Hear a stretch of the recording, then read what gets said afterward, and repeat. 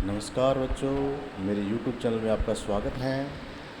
आज का जो टॉपिक है वो कक्षा 10 के बच्चों के लिए बहुत ही महत्वपूर्ण होने वाला है।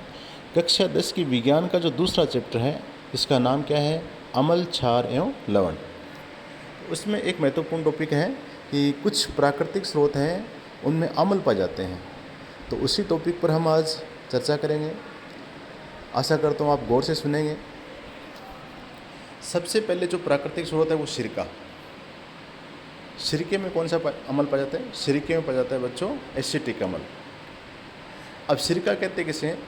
सिरका एक रासायनिक पदार्थ है जिसमें लगभग 5% एसिटिक अम्ल होता है और इसका उपयोग खाद्य परिरक्षक में किया जाता है, जैसे अचार वगैरह को खराब होने से बचाने के लिए इसमें डाला जाता है।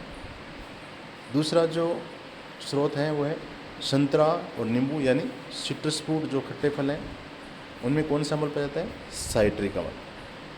संतरा, नींबू और बाकी जो खट्टे फल हैं उनमें क्या पाया जाता है? साइट्रिक अम्ल। इसी प्रकार से इमली है या अंगूर है, इमली और अंगूर में कौन सा अम्ल पाया जाता है बच्चों? टार्टरिक अम्ल। इसी प्रकार से टमाटर, जिसका हम सब्जी और सैलड के रूप में उपयोग करते हैं, उसमें कौन सा अम्ल पाया जाता है? ऑक्जेलिक अम्ल। दही, दही में कौन सा अम्ल पाया जाता है बच्चों? लैक्टिक अम्ल। इसी प्रकार से हमने देखा होगा कि जो लाल चींटी होती है, लाल चींटी को लैटिन भाषा में फार्मिका कहते हैं, क्योंकि इसमें फार्मिक अम्ल पाया जाता है। लाल चींटी जब काटती है तो काटे गए स्थान पर जहाँ पर वो डंक लगाती है वहाँ पर क्या है? सूजन उत्पन्न हो जाती है। उसका कारण क्या होता है कि वो अपने डंक के द्वारा हमारी बॉडी में क्या छोड़ती है? फार्मिक अम्ल छोड़ती है। या इसका IUPAC नाम क्या होता है? मेथेनोइक अम्ल। और इसका फॉर्मूला होता है HCOOH। फॉर्मूला क्या होता है? HCOOH। इसी प्रकार से सेब है, एप्पल है,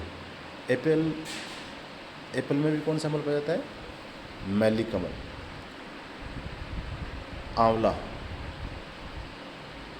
आंवला वैसे खट्टे फ्रूट में होता है, लेकिन आंवला में क्या पाया जाता है? विटामिन C अधिक मात्रा में पाया जाता है। विटामिन C का जो रासायनिक नाम होता है वो होता है एस्कॉर्बिक अम्ल। तो आंवले में पाया जाता है एस्कॉर्बिक अम्ल। इसी प्रकार से जठरस, जठरस का मतलब हमारे अमाशय में जो रस स्रावित होता है उसमें क्या पाया जाता है? उसमें हाइड्रोक्लोरिक अम्ल पाया जाता है। इस हाइड्रोक्लोरिक अम्ल का कार्य क्या है?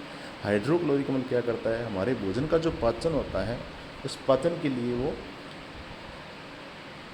अम्लीय माध्यम प्रदान करता है, क्योंकि कुछ ऐसे एंजाइम होते हैं, जैसे पेप्सिन नाम का एंजाइम है, वो अम्लीय माध्यम में ही, कम pH में ही कार्य करता है। तो इसके लिए अम्लीय माध्यम प्रदान कौन करता है? HCl। दूसरा इसका कार्य क्या होता है? दूसरा इसका कार्य क्या होता है कि भोजन के साथ कई बार क्या हानिकारक जीवाणु भी हमारी पाचन तंत्र में चले जाते हैं, अमाशय में चले जाते हैं, तो उनको नष्ट करने का काम भी कौन करता है? हाइड्रोक्लोरिक अम्ल। चाय, चाय में कौन सा अम्ल पाया जाता है बच्चों? टैनिक अम्ल। तो ये था आज का महत्वपूर्ण टॉपिक। लगभग हर बार इसमें से क्वेश्चन पूछे जाते हैं। आशा करता हूँ आपकी समझ में आया होगा और वीडियो देखकर आपको अच्छा लगा। वीडियो को लाइक करें, सब्सक्राइब करें। धन्यवाद।